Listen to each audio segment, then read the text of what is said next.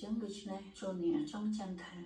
បើសិនជាបច្ចុប្បន្ននេះអ្នកកំពុងតែនឿយហត់តស៊ូនឹងជីវិតនៅពេលមួយអ្នកនឹងទទួលបានការសម្រាកនិងការពេញចិត្តដែលផ្ទុយស្រឡះនឹងការរស់នៅក្នុងពេលបច្ចុប្បន្នខ្ញុំបានយកជីវិតរបស់ខ្ញុំជាង40ឆ្នាំនេះមកឆ្លុះបញ្ចាំងមើលឃើញយ៉ាងច្បាស់នៅទិន្នន័យមួយនេះហើយអាចនឹងហ៊ាននិយាយថាវាពិតប្រាកដវាមានពិតពីកើតបទយ៉ាងដូចជាកាលនៅក្មេងនេះខ្ញុំមិនដែលបានស្គាល់សេរីភាពនឹងការរស់នៅការស្លៀកពាក់ការហូបចុកនិងការរស់នៅជាខ្លួនឯងដោយនិស្ស័យនឹងការតស៊ូធ្វើឲ្យខ្ញុំបានស្វែងយល់ខ្លួនឯងនិងបង្កើតជីវិតថ្មីមួយជាខ្លួនឯងក្នុងកំឡុងអាពាហ៍ពិពាហ៍ខ្ញុំរស់ក្នុងស្ថានភាពជាស្ត្រីដែលមានទំនួលខុសត្រូវជាភរិយាល្អជាម្ដាយល្អជាកូនប្រសារល្អជាមិត្តភក្តិល្អជាក្រុមការងារល្អគ្រប់បែបយ៉ាងល្អរហូតដល់ពេលដែលខ្ញុំមិនបានធ្វើខ្លួនឯងជាមនុស្សល្អសម្រាប់ខ្លួនឯងតែដល់កាលវេលាមួយមកដល់ជីវិតខ្ញុំក៏បានប្រែប្រួលផ្លាស់ប្ដូរភាពល្អបត់បែនត្រឡប់មកដល់ទៅលើ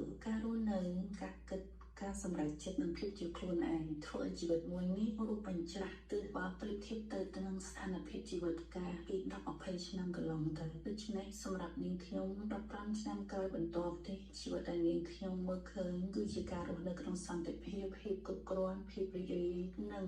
សេរីភាពឲ្យបរិបូរណ៍ខ្ញុំមិនចាំបាច់ទៅរកគ្រូទាយហោរាសាស្ត្រចិនសែមកទូទាយឬក៏ចង់ដឹងពីជោគវាសនារបស់ខ្ញុំតទៅទៀតនោះទេពេលនេះខ្ញុំអាចទូទាយនឹងកំណត់វាសនាខ្លួនឯងបានថាបច្ចុប្បន្ននេះខ្ញុំកំពុងតែនៅឯណាហើយធ្វើអ្វីអនាគត15ឆ្នាំទៅមុខ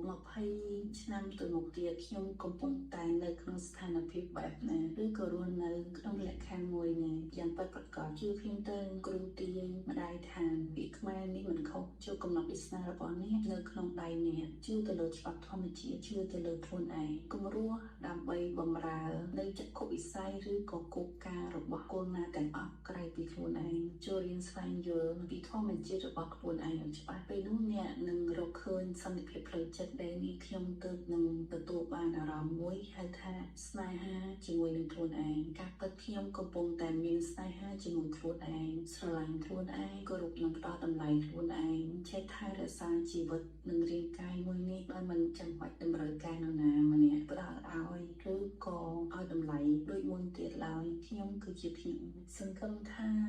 សារមួយនេះនឹងជាប្រយោជន៍ទៅដល់មនុស្សមួយចំនួនដែលគាត់កំពុងតែនៅក្នុងពាក់កណ្ដាលគេលក់ពាក់កណ្ដាលនៃសន្តិភាពនិងភាពប្រព័ន្ធនៃផ្លូវចិត្តឲ្យកាន់តែ